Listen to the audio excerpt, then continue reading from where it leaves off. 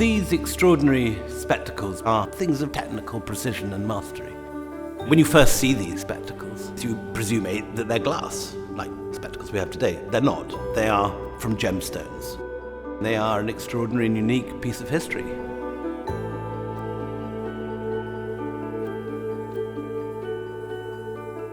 These remarkable spectacles come from the High Mughal period.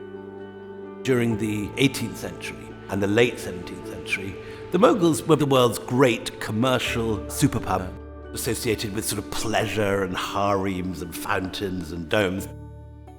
What really sets these objects apart is the lenses themselves. That's the heart of the object. Made from gemstones. And they're not cut so much as cleaved. This is the work of a supreme master, both of gemstones and of optics. This is a slice of diamond and a slice of emerald, through which you can see they were definitely created to be worn.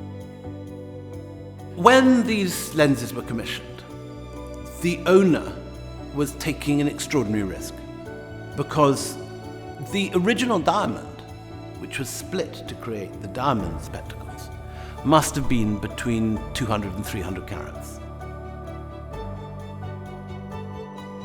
The emerald turns the world into this wonderful green world. And if you're a Muslim and you associate green with the Prophet, with paradise, with salvation, with eternity, this is like sort of entering paradise.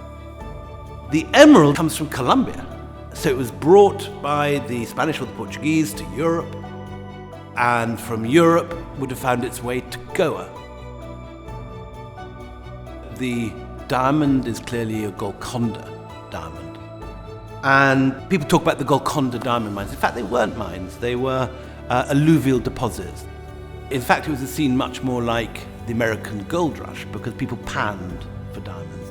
And usually they were tiny, but very, very, very occasionally you'd get something the size of a hen's egg. And India was famous. This was the only place that diamonds were known in antiquity and in the Middle Ages. Also very fascinating is the frame, which is much later. It's probably 19th century, with all these wonderful inlaid cut diamonds. That represents, in a sense, a different aesthetic and a different moment in the history of gems and the appreciation of gems. Probably Indian, probably 19th century, and wonderfully over the top.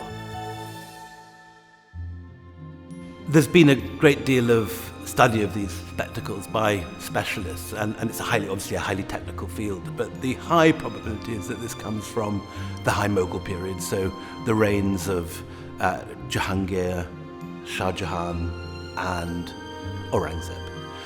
Jahangir and Shah Jahan in particular were huge connoisseurs of gems.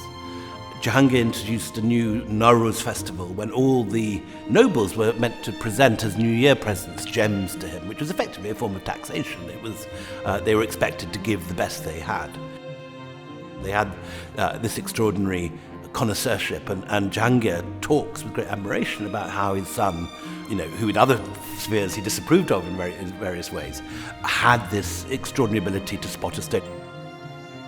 The Mughals made a huge point of gems and art being a part of their self-presentation to the world. This was almost who they were. They were these incredibly sophisticated collectors and aesthetes. All these things, in a sense, are represented by these two extraordinary spectacles created during one of the world's great periods for connoisseurship of gemstones.